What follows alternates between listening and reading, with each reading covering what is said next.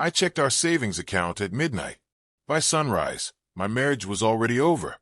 $35,000 was gone, transferred quietly to my wife's sister, like it never belonged to me. Folks, Uncle Mickle here. And before you judge me for what I did next, I want you to hear the whole truth. Not the version people jump to, but the one that keeps you awake at night long after the house goes quiet. If you've ever trusted someone with your whole life, and then felt that trust snap clean in half, then pull up a chair. This one's for you. It was a Tuesday night. Nothing dramatic. No shouting, no slammed doors, no bad omens in the air. My wife, Sarah, was already asleep upstairs, the television murmuring some late-night rerun she'd half-watched for comfort. I was downstairs at the kitchen table, cup of coffee going cold, laptop open more out of habit than purpose. I wasn't snooping. I wasn't suspicious yet. I was just doing what I'd always done, checking our accounts, making sure the bills were lined up, that we were still on track. That savings account meant something to me. It wasn't just numbers on a screen. It was years of overtime shifts, skipped vacations, lunches eaten out of brown paper bags. It was security, safety, the quiet pride of knowing that if life swung hard, we'd stay standing. Sarah and I had agreed on that account early in our marriage. Emergencies only. No exceptions. No surprises. So when I saw the transfer, my first thought wasn't anger. It was confusion. I refreshed the page. Once. Then again. Same numbers. Same date. Same destination. $35,000. Almost everything we had set aside. Sent to an account with a name I knew too well. Her sister, Jennifer. I remember sitting back in the chair and just breathing. Slow. Careful. Like if I breathed wrong, something else might break. My chest felt tight, not from rage, but from disbelief. Because there hadn't been a conversation. No warning. No heads up. Not even a weak excuse, waiting to be delivered later. And that silence. That's what hurt first. I checked the transaction details. Date. Time. Authorization. Clean. Intentional. This wasn't a mistake. This was a decision, made without me. Now here's the part where I want you to really listen. I didn't wake her up. I didn't storm upstairs. I didn't confront her right then, even though every instinct in my body was screaming to do exactly that. Instead, I closed the laptop. I rinsed my mug. I turned off the kitchen light. And I went to bed next to my wife, like nothing had happened. That was the longest night of my life. I stared at the ceiling while she slept beside me, peaceful, unaware, breathing slow and steady. I kept replaying every conversation from the last few weeks, every mention of her sister, every time money came up and was brushed aside, every moment I told myself, "You're overthinking it, Mickle. You always do." But something had shifted, not loudly, not dramatically, just enough for me to feel it deep in my gut. And before I go any further, let me ask you something. Have you ever had that gut feeling that something was off, but you ignored it because you didn't want to believe it? Tell me in the comments. I really want to know I'm not alone in that, because as the clock crept toward morning, one thought kept circling my mind, calm and terrifying all at once. If she could do this without telling me, what else didn't I know? By the time the sun started bleeding through the curtains, I wasn't angry anymore. I was clear. Clear in a way that only comes when something precious finally cracks. And I hadn't even uncovered the worst of it yet. Morning came like it always did in our house, quiet at first, then full of small routines that made life feel stable. The coffee maker clicking on, the heat kicking in with that low, familiar hum, the sound of Sarah's footsteps upstairs, soft and sleepy, like the day couldn't start until she made it down. And I'll tell you the truth. Folks, that normalness almost fooled me. Because if you'd walked into our kitchen that morning, you would have seen the picture of a decent marriage. A couple in their 40s, doing what couples do. Sarah in her robe, hair tied up, moving around the kitchen like it was her kingdom. Me at the table, scanning my phone, pretending the world was still the same as it had been yesterday. She poured her coffee and slid a plate in front of me. Toast and eggs, the way she always did when she was trying to be sweet. She kissed my cheek without thinking. Not a long kiss. Not romantic. Just the kind of quick affection you build up after years together. "Morning," she said, Morning, I answered. And that was the thing about Sarah. She could be warm. She could be thoughtful. She wasn't some villain in a Lifetime movie. She laughed at dumb commercials. She cried at animal shelters on TV. She remembered birthdays and kept extra blankets in the trunk, just in case. The kind of woman people would call dependable. That's why what happened later hit me so hard. We'd been together a long time. Met in our early 30s. Both of us carrying the kind of tired you don't get from age. You get it from life. I'd been working steady, trying to build something. Sarah had her job too, not glamorous, but solid. We weren't rich, but we weren't drowning either. We were the type of couple that didn't argue about wild things. Our fights were about laundry, time, who forgot to take the trash out, and money. Money was always something I treated like a serious subject. See, I grew up around people who lost everything fast. Not because they were lazy, but because life doesn't care how hard you work. I watched men get laid off and never recover. I watched marriages crack because a single medical bill showed up like a thief at the door. So when I started earning decent money, I promised myself I'd never live on the edge. That savings account, that was my pride. It wasn't just our savings. It was the proof that I'd learned from what I saw growing up. Proof that I could protect my home, protect my wife, protect the life we built. Sarah knew that about me. She used to tease me, call me Mr. Safety Net. She'd roll her eyes when I'd choose the cheaper option at the grocery store, even though we could afford the name brand. But she also leaned on that stability. She liked knowing I handled the boring stuff. Bills, insurance, savings, planning. It made her feel safe. And in return, I trusted her. Maybe too much. Because Sarah also had a soft spot, her sister Jennifer. Jennifer was the kind of person who always had a reason things weren't working out. It wasn't her fault she lost that job. It wasn't her fault her car kept breaking down. It wasn't her fault she couldn't catch up. There was always a story, always an emergency, always a crisis that needed saving. And Sarah had always played rescuer. I didn't like it, but I tolerated it. I'd swallow my irritation and remind myself, that's her family. That's her blood. Over the years, there were little help moments. A few hundred here. Alone there. Sometimes Sarah asked first. Sometimes she'd mention it afterward like it wasn't a big deal. Jen needed groceries, Mickle. Jen was short on rent this month. Jen's behind on her bills. And every time, I'd feel that small pinch inside. The one that told me this was becoming a pattern. But I'd let it slide because it never came from the savings. It never crossed the line we'd drawn together. Until it did.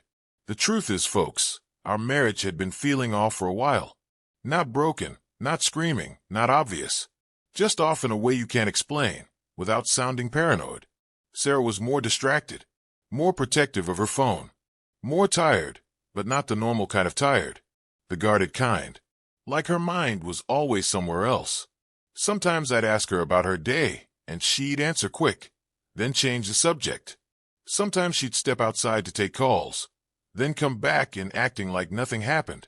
And if I asked, she'd smile and say, "It's just Jennifer. You know how she is." I believed her. I wanted to believe her. But the night I found that transfer, that wasn't just a financial hit. It was the moment the little warning signs I ignored started lining up like receipts. And I'll tell you something else. That morning, sitting across from Sarah while she drank coffee like everything was normal, I realized I didn't know her as well as I thought I did. She looked at me and asked, casual as ever, "We okay today?" I forced a smile. "Yeah, we're okay." And right then, her eyes held mine for half a second too long. Just long enough for me to feel something I can't fully describe. A flicker. Like she was checking if I knew. And that's when I understood, deep down, this wasn't going to be a simple argument about money. This was something bigger. Something that had been building quietly behind my back. So let me ask you something before I keep going.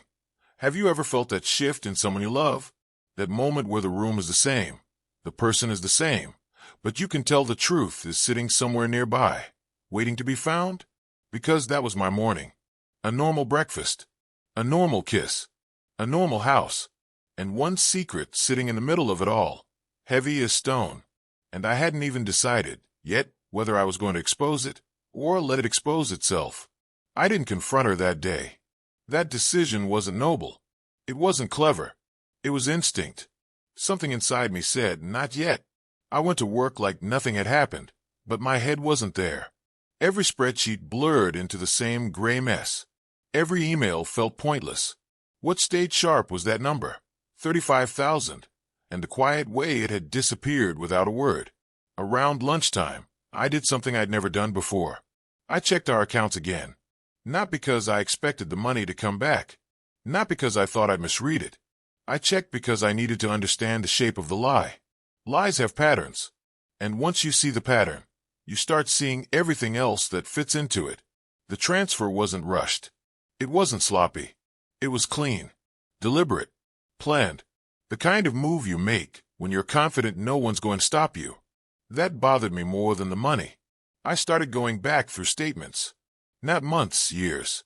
Slowly, carefully, like a man afraid of what he might find, but more afraid of staying blind. And there it was. Not another big transfer, but something just as telling. Little things. Payments I didn't recognize at first. Cash withdrawals that didn't line up with groceries or gas. Transfers labeled vague enough to slide past if you weren't looking closely.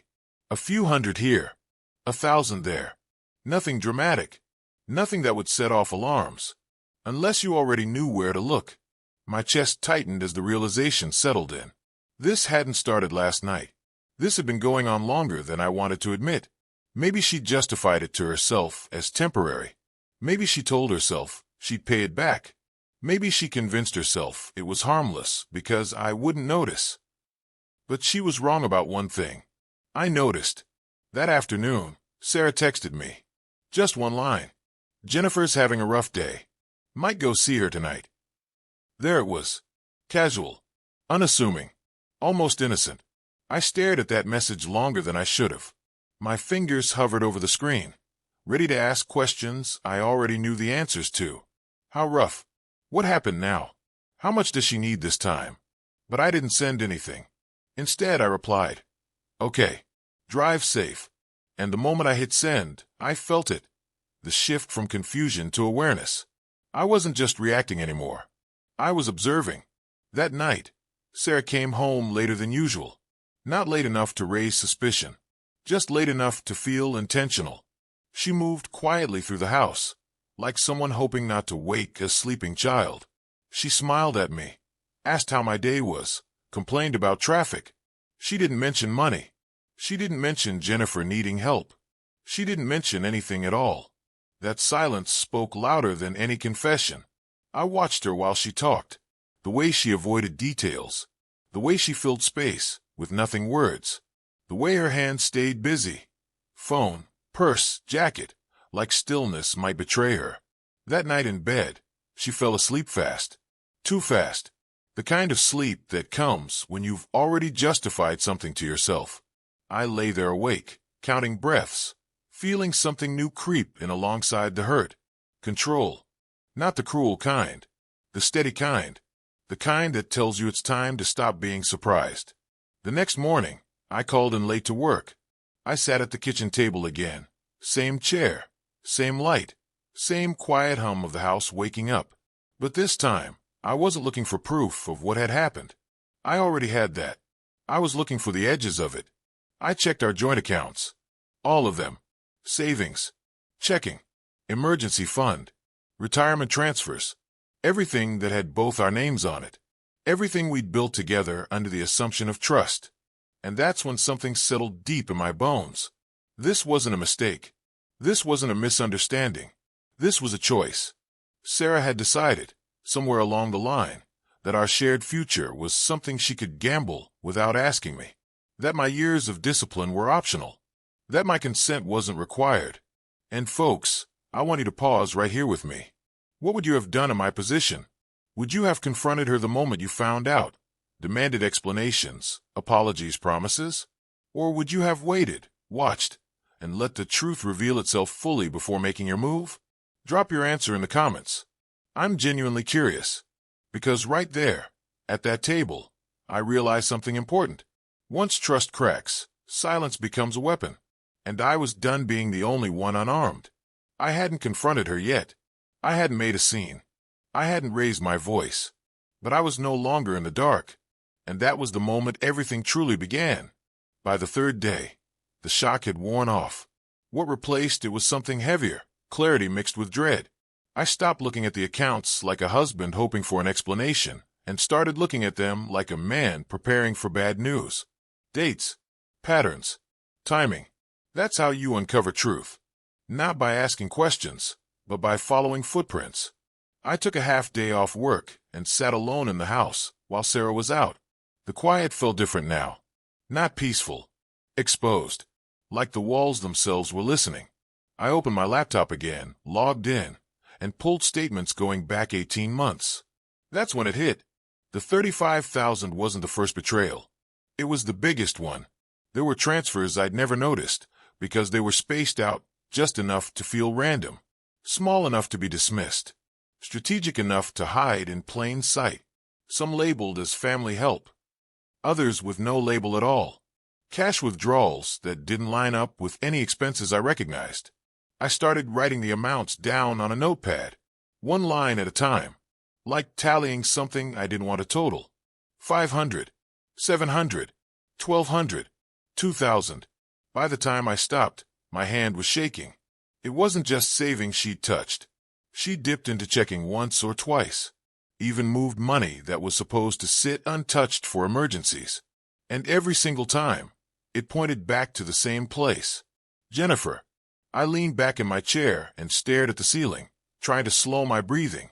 This wasn't about generosity anymore. This wasn't about helping family. This was about deception, repeated, intentional, and hidden from the one person who was supposed to be her partner. And then I found the messages. I didn't go looking for them at first. I wasn't proud of what I did next. But once you realize someone's been lying to you consistently, curiosity turns into survival. Sarah had left her tablet at home. It buzzed with a notification while I was in the room. Jennifer's name flashed across the screen. I hesitated. Long enough to tell myself I shouldn't. Long enough to remind myself I never invaded her privacy before. And then I picked it up. The messages weren't dramatic. No villain speeches. No evil plotting. Just something worse. Normalcy. Did you move the money? Yeah. He hasn't noticed. Thank God. I'll pay it back when things settle. You better. This is getting risky. I know, but I had no choice. I felt my stomach drop. There it was. Not panic. Not regret. Strategy. Familiarity. A rhythm to the lie that told me this conversation had happened before, just not in writing. Sarah knew exactly what she was doing. And worse, she was confident she'd get away with it. I need you to understand something here. This wasn't just betrayal. This was my whole life crumbling. Have you ever been blindsided like this? Someone you trusted completely, just destroying everything? Share your story below if you've been there. Let's heal together. I put the tablet down like it might burn me. All those years, I thought we were building something together. She'd been quietly making decisions without me, using my discipline as a safety net, using my trust as cover. And the part that hurt the most wasn't even the money. It was the assumption that I was predictable, passive, too safe to push back. That night, Sarah came home cheerful, talked about her sister's progress, said Jennifer might finally be getting back on her feet. I nodded along, my heart pounding in my ears, every word feeling like it weighed 100 pounds. She touched my arm and said, "We're good, right?" And folks, I realized something terrifying in that moment. She wasn't asking because she cared how I felt. She was checking if the lie was still working. I went to bed that night with my back turned to her, staring at the dark, feeling something break loose inside me. Not anger. Not yet. Something colder. Something steadier. The man who trusted without question was gone. In his place sat someone who finally understood the truth. This wasn't a one-time mistake. This wasn't desperation. This was a pattern. And patterns don't stop unless they're interrupted. By the time I closed my eyes, the lowest point had settled in my chest. The knowledge that my marriage, as I understood it, no longer existed. What came next wouldn't be about fixing things. It would be about deciding who was going to lose control first. I didn't sleep much after that. Not because my mind was racing, but because it was finally quiet. That's the strange part people don't tell you. When the truth fully lands, the noise stops. The guessing stops. The hoping stops. What's left is a clean, sharp understanding of where you stand. By morning, I wasn't confused anymore. I was resolved. I went through my day on autopilot. Showered, dressed, drank coffee I barely tasted. Sarah talked like nothing had changed, filling the air with small updates about work, about her sister, about plans that suddenly felt like they belonged to a life that wasn't mine anymore. I nodded at the right moments. I answered when spoken to. I didn't tip my hand, because this wasn't about exploding. This was about regaining control.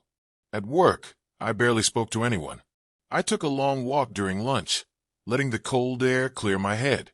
And that's when I started thinking practically. Not emotionally. Practically. I asked myself questions I'd never thought I'd need answers to. What's actually mine? What's joint? What can be protected? And what can't? That afternoon, I called the bank. Not to accuse. Not to explain. Just to understand. I asked neutral questions in a calm voice. What access did I have? What required 2 signatures? What could be moved immediately? The woman on the phone answered like this was just another Tuesday. For her it was. For me, it was the beginning of the end. When I hung up, I sat in my car for a long time, hands resting on the steering wheel. I wasn't shaking. I wasn't angry. I felt clear, like a man who had finally stopped arguing with reality. I went home early that day. Sarah wasn't there yet. I stood in the living room and looked around at the life we'd built, the couch we picked together, the pictures on the wall, the house that had felt like a shared accomplishment, and I realized something painful but necessary. She hadn't just crossed a financial line. She'd crossed a moral one. Because there's a difference between helping family and betraying your partner. There's a difference between desperation and entitlement. And Sarah had stepped into a place where she believed my boundaries were optional. That's when I made my decision. I wasn't going to scream. I wasn't going to beg. I wasn't going to negotiate from a position of weakness. If she believed she could move our future without my consent, then she was about to learn how quickly that future could move without hers. That night I really slept, for the first time since finding out. Not because I was at peace, but because my path was set. When you know what you're going to do, rest comes easier. I woke up before dawn. The house was silent. Sarah was still asleep, breathing slow and even, unaware that the ground under her feet was already shifting. I sat at the kitchen table again, same spot, different man. Laptop open, bank login ready, coffee untouched. I paused for a moment, not out of doubt, but out of respect for the life I was about to close the door on. I thought about the years we'd shared, the good moments, the laughter, the trust that used to exist. And then I reminded myself of the messages, the transfers, the lies. I wasn't destroying something whole. I was responding to something already broken. Here's where I made my choice. Now I want to know, do you believe in revenge, or do you believe in walking away? What's the right move when someone destroys your trust? Comment below. I want to hear both sides. Because from where I sat, this wasn't revenge. It was correction. I wasn't taking what wasn't mine. I was protecting what was. I was closing doors that never should have been opened without my consent. And most of all, I was refusing to play the role she'd assigned me, the quiet provider who wouldn't push back. As the sky outside began to lighten, I took one last breath and placed my hands on the keyboard. The calm before the storm had passed, and what came next would change everything. Fast, final, and impossible to undo. I didn't rush it. That's what people get wrong when they imagine this moment. They think it was impulsive, fueled by rage. It wasn't. My hands were steady. My breathing was slow. I moved through the screens the way you do when you know exactly where you're going. I transferred the funds first, then the balances, then the remainder. Savings, checking, emergency reserves. Click, confirm, done. Each action was clean, precise, final. I left enough to keep the lights on for a few days, not out of mercy, but because chaos helps no one. This wasn't about destruction. It was about control. About stopping the bleeding before it took everything. When the last confirmation popped up, I closed the laptop and just sat there. The house was still quiet. The sun hadn't fully risen yet. Upstairs, Sarah slept through the end of the life she thought she was living. I felt nothing. No triumph. No guilt. Just a deep, steady calm. The kind that comes when something long overdue finally happens. I showered. Got dressed. Made coffee. Left a short note on the counter. We need to talk. I know about the money. I'll be reachable later. That was it. No accusations. No explanations. No emotion. I walked out the door and drove to work like it was any other morning. The first call came before I reached the highway. I didn't answer. The second call came 10 minutes later. Then a third. Then the messages started stacking up. Fast, frantic, unread. I let the phone buzz in the cup holder. Each vibration a reminder that the balance of power had shifted. About 40 minutes later, I pulled into a quiet parking lot and finally answered. "What did you do?" she screamed before I could say hello. Her voice was raw, panicked, stripped of that calm confidence she'd worn so easily for months. "I fixed the problem," I said evenly. "You emptied the accounts," she yelled. "You can't do that. That was our money." I took a breath. Slow. Deliberate. "Funny," I said. "That didn't seem to matter when you sent $35,000 to Jennifer." Silence. Just for a second, but it was enough. Then came the scrambling, the justifications, the excuses tumbling over each other like they'd been rehearsed, but never meant to be spoken out loud. She needed it. "I was going to tell you. I didn't think you'd understand. I was going to put it back." I let her talk, because this was the moment everything changed. "Tell me, are you rooting for me right now? Or do you think I went too far? Be honest in the comments. Uncle Mickle can take it." When she finally stopped, I spoke again. "You didn't ask," I said. "You didn't warn me. You didn't even respect me enough to think I deserved a conversation." "You're punishing me," she said, her voice breaking. "No," I answered. "I'm protecting myself." She cried then. Real tears. Not manipulation, fear. The fear of losing control, of realizing the safety net she'd been leaning on had hands of its own. "You embarrassed me," she said. "Jennifer knows. She's freaking out." That's when I understood something important. This wasn't about us anymore. This was about exposure. "You embarrassed yourself," I replied, "by assuming I'd stay quiet." I told her where the money was. I told her I wasn't hiding it. I told her it would stay untouched until we sat down with professionals, lawyers, advisors, people who deal in facts instead of feelings. And then I said the words that ended it. "I don't trust you." She didn't scream after that. She didn't argue. She just went quiet. Because once trust is gone, there's nothing left to negotiate. I hung up, turned my phone off, and sat there for a long time, staring at the dashboard. My heart was pounding now, not from fear, but from the release.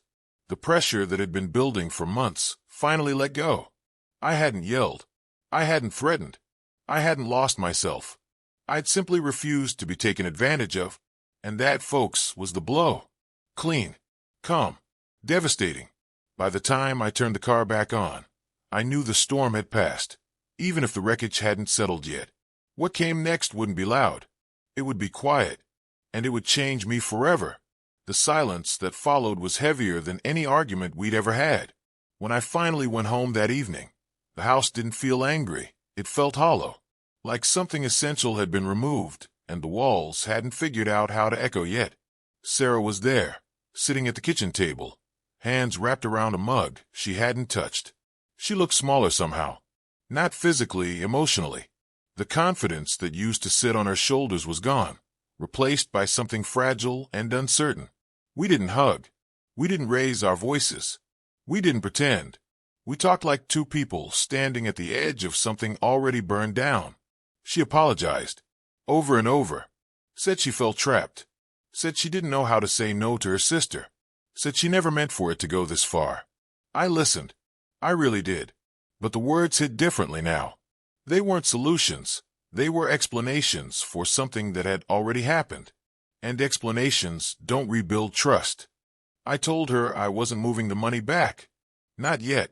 I told her we'd need time, space, and outside help if there was any chance of salvaging what we had. I told her I needed to see accountability, not promises. She nodded, cried quietly, agreed to everything. But something was missing. Remorse isn't just about feeling bad. It's about understanding what you broke. And I could tell she still didn't fully grasp that this wasn't about dollars and cents. It was about respect, about partnership, about choosing honesty even when it's uncomfortable. The next few weeks were slow, heavy. We lived in the same house, but different worlds. Conversations became practical. Logistics, schedules, bills. We went to counseling. We talked to advisors. We laid everything out on the table in a way we never had before. And slowly, painfully, the truth surfaced. This wasn't the only boundary she'd blurred. It was just the biggest one. She'd been so used to leaning on my stability that she forgot it came with conditions. Mutual ones. Equal ones. And when that illusion broke, so did the version of us she'd been living in. Eventually, we made the decision neither of us wanted to say out loud at first. We separated. Not in anger.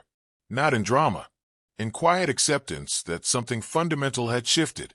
She moved out, took her clothes, her books, the small things that made the house feel shared. The money stayed untouched until it was legally divided, fair, clean, documented. The day she left, the house felt unbearably quiet, but it also felt honest. I won't pretend it was easy after that. I had nights where the bed felt too big, mornings where old habits kicked in, and there was no one there to share them with. I questioned myself more than once. Wonder if I'd been too hard, too cold, too final. Looking back now, I wonder if I'd do it all the same way again. What about you?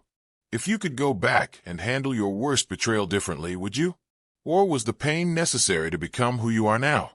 Let me know below. What I do know is this. Something changed in me for the better. I stopped confusing peace with avoidance. I stopped mistaking love for self-sacrifice. And I stopped apologizing for expecting honesty. I rebuilt slowly, carefully. I learned how to sit with myself again, how to trust my instincts instead of overriding them for the sake of comfort. I didn't rush into anything new. I didn't need to. For the first time in a long time, my life felt aligned, not perfect, but real. Sarah and I still speak occasionally. Cordial, distant. She's working on herself. So am I. There's no bitterness left. Just lessons, hard-earned ones. And when I think back to that night at the kitchen table, staring at a screen that changed everything, I don't feel regret anymore. I feel clarity. Because sometimes, losing what you thought you had is the only way to finally see what you deserve. You know, folks, when everything finally settles, when the shouting stops, the paperwork's done, and the house gets quiet, that's when the real questions start showing up. Not the loud ones. The honest ones. The kind you can't dodge anymore because there's no one left to perform for. For a long time, I asked myself if I'd gone too far. If I should have confronted her sooner. If I should have handled it softer. If emptying those accounts was a step I'd regret forever. And the truth is, there are no perfect answers in moments like that. Just choices. Choices made with the information you have, the values you carry, and the self-respect you're willing to defend. What I've learned since then is this. Trust isn't fragile because it breaks easily. It's fragile because once it's broken, it can never be put back exactly the same way. You can forgive. You can understand. You can even move forward together. But the innocence, that's gone. And pretending otherwise only builds a future on denial. So here's my final question for you. And I really want to hear your thoughts. Is it better to forgive and move on? Or to make sure they understand exactly what they lost? There's no wrong answer. Drop it in the comments. For me, the answer wasn't about punishment or pride. It was about drawing a line and finally standing behind it. About refusing to teach people that they can cross you and still expect comfort on the other side. I didn't walk away richer. I didn't walk away happier overnight. But I walked away whole. And that matters more than most people realize until it's too late. So that's my story, folks. If it resonated with you, go ahead and hit that like button, subscribe to the channel, and tell me in the comments where you're listening from. I want to know how far Uncle Mickle's voice travels. Here's the wisdom I earned the hard way. Said plainly, without drama. When someone betrays your trust in silence, reclaiming your voice is not revenge, it's survival. And sometimes, that's the bravest thing a man can do.